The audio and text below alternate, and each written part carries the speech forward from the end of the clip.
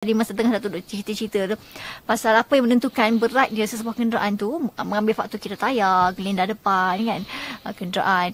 Okey, tentunya ada had kan.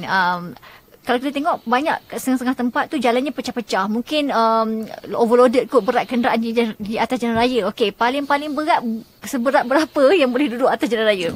Itulah dia. Memang betul. Memang di negara kita, tadi saya bercakap pasal general kenderaan, kenderaan berperkaran. Dan kalau kita cakap pasal yang spesifik, kenderaan berat dengan muatan, iaitu barang-barang, kenderaan barang-barang. Ganda hadapan, satu ganda tak boleh lebih 6,000 kilogram. Ganda belakang maksima 12,000 kilogram bagi kenderaan rigid. Bagi kenderaan bugi axle. Bugi axle ni ada 3 Satu axle depan, 2 axle belakang. Jadi ada 3 axle. Jadi dia adalah 19 campur 6, 24,000 kilogram maksima. Untuk berada di atas jalan raya. Berada di atas jalan raya. Dan dia tidak boleh lebih daripada itu. Kenapa jalan-jalan di negara kita rosak? Ada kala bukan sebab memang jalan tu nak rosak. Memang betul ya, Siti kata overloaded atau berat membawa muatan lebih.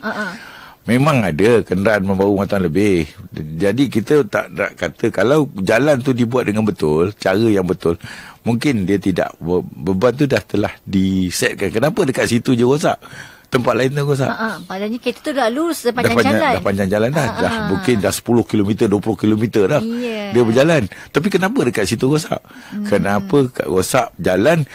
Macam mana jalan tu dekat situ lembik? Kenapa lembut? Mesti basah ataupun becak ataupun berair. Jalan yang cepat rosak bila waktu hujan. Kenderaan berat lalui tempat jalan tersebut, mesti jalan tu cepat rosak. Bila basah. Jadi ini akan menyebabkan beban yang dibawa pada kenderaan melebihi daripada had. Maksima untuk negara kita hari ini adalah 51,000 kilogram.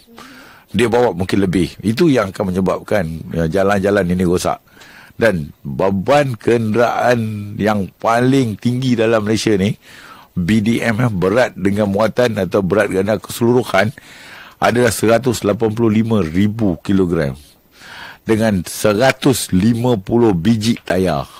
Jadi itulah kenderaan yang berada di jalan raya dan dia bergerak mesti mendapat permit daripada Jabatan Kerja Raya untuk membawa dari mana ke mana. Sebab di Kuantan kalau dia naik jambatan boleh kolaps.